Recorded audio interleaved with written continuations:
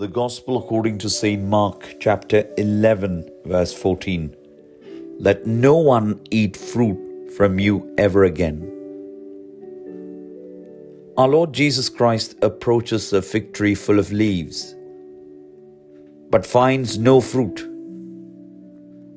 In response, he curses it. നമ്മുടെ കർത്താവ് അത്തിവൃക്ഷത്തിൻ്റെ അടുക്കൽ ചെന്ന് ഇലകൾ മാത്രം കണ്ട് ഫലം കാണായികയാൽ അതിനെ ശാസിക്കുന്നുണ്ട്.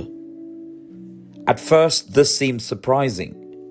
Why would Christ judge a tree? Because the fig tree is not just a tree, it is the mirror of the soul.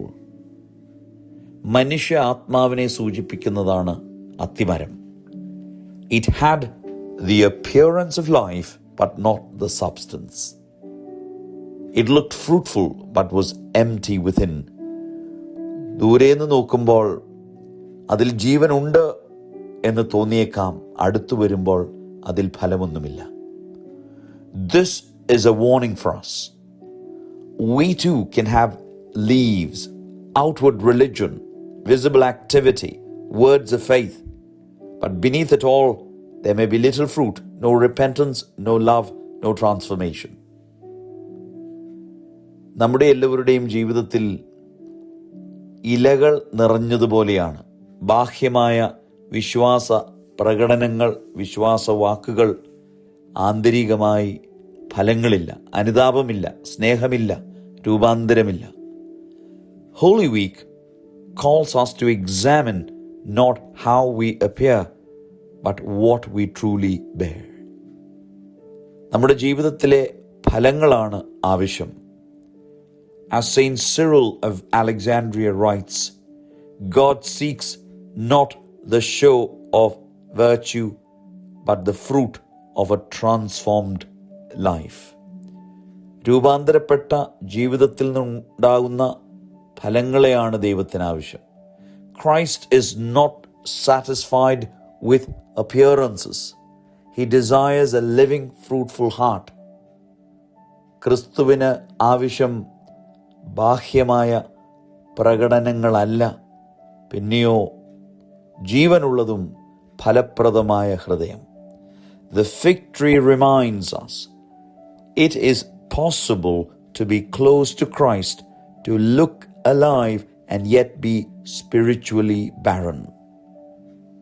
ക്രിസ്തുവിനോട് അടുത്തിരിക്കുന്നു എന്ന് നമുക്ക് തോന്നിയേക്കാം, ജീവനുണ്ട് എന്ന് തോന്നിയേക്കാം, എന്നാലും ആത്മീയമായി നാം ഒരു ഫലവും പുറപ്പെടുവിക്കുന്നില്ല. Today ask ourselves, what fruit is my life producing? Is my faith visible only in leaves or in love, patience, mercy and truth?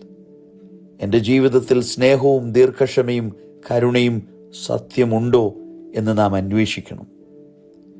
The good news is this: Christ does not come only to judge, but to restore. നമ്മെ പുനരുദ്ധരിക്കുവാനാണ് ക്രിസ്തു വന്നിരിക്കുന്നത്, വീണ്ടെടുക്കുവാനായി വന്നിരിക്കുന്നു. Even now, He invites us to deepen our roots and bear fruit. നമ്മുടെ വേരുകൾ ആഴമുള്ളതായി തീർന്ന് നാം ഫലം പുറപ്പെടുവിക്കണം എന്ന് ക്രിസ്തു നമ്മളിൽ നിന്ന് ആഗ്രഹിക്കുന്നു. For in the end, it is not the leaves that matter, but the fruit that reveals a life truly alive in God. മരത്തിന്മേൽ ഇലകളല്ല, പിന്നെയോ ഫലമാണ് കാര്യം. കാരണം ജീവിതം, ദൈവത്തോട് ചേർന്ന് നടക്കുന്ന ജീവിതം ഫലം പുറപ്പെടുവിച്ച് അനേകർക്ക് പ്രയോജനമുള്ളതായിത്തീരുന്നു. ദൈവത്തിൻ്റെ പരിശുദ്ധാത്മാവ് നമ്മെ ശക്തീകരിക്കട്ടെ. ദൈവം അനുഗ്രഹിക്കട്ടെ.